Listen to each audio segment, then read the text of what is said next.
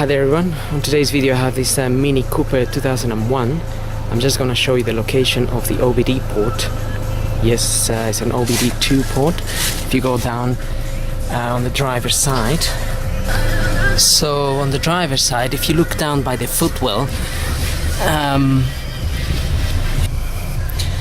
you will find this little cover here that reads OBD.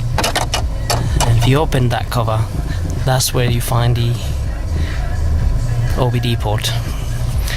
So hope this video helps, and don't forget to subscribe, and thank you for watching.